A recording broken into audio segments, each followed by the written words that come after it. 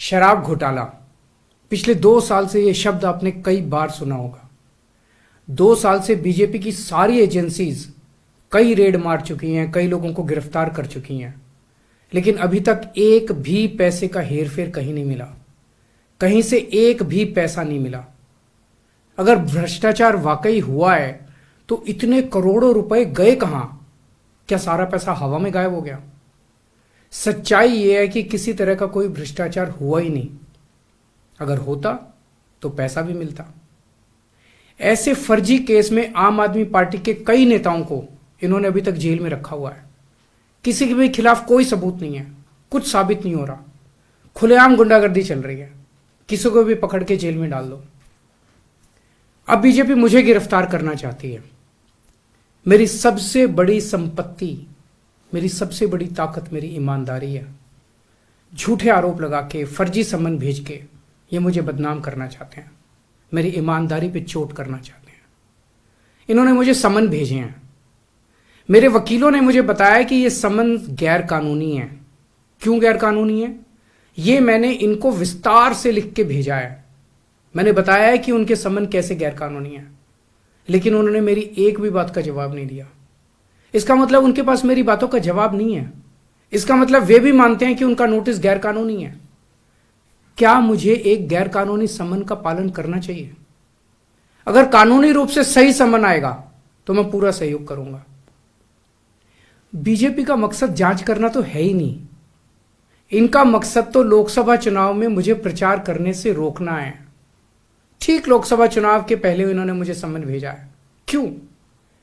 इस जांच को चलते 2 साल हो गए। अभी ठीक लोकसभा चुनाव के पहले मुझे क्यों बुलाया जा रहा है? पहले क्यों नहीं बुलाया? सीबीआई ने मेरे को 8 महीने पहले बुलाया था। मैं सीबीआई में गया था, उनके सारे जवाब भी दिए थे। लेकिन अब ये लोग ठीक लोकसभा चुनाव के 2 महीने पहले मुझे बुला रहे हैं। तो बीजेपी का मकसद कोई पूछताछ करना थोड़ी है। इनका मकसद है पूछताछ के बहाने केजरीवाल को बुला लो और उसे गिरफ्तार कर लो, ताकि मैं लोकसभा चुनाव में प्रचार ना कर पाऊं। आज बीजेपी भ्रष्टाचारियों को नहीं पकड़ रही, बल्कि खुलेआम ईडी और सीबीआई का इस्तेमाल करके दूसरी पार्टियों के नेताओं को तोड़ के बीजेपी में शामिल करवाने का काम किया जा रहा है। एक नहीं, 2 नहीं, कितने उदाहरण हैं जहां किसी पार्टी के नेता के खिलाफ ईडीआई सीबीआई के मामले चल रहे थे या उन पे गंभीर आरोप लगे हुए थे। जैसे ही वो नेता बीजेपी में शामिल हुए, उनके सारे पुराने मामले बंद कर दिए गए या ठंडे बस्ते में डाल दिए गए। तो जो इनकी पार्टी ज्वाइन कर लेता है उसके सारे मामले रफा दफा कर दिए जाते हैं।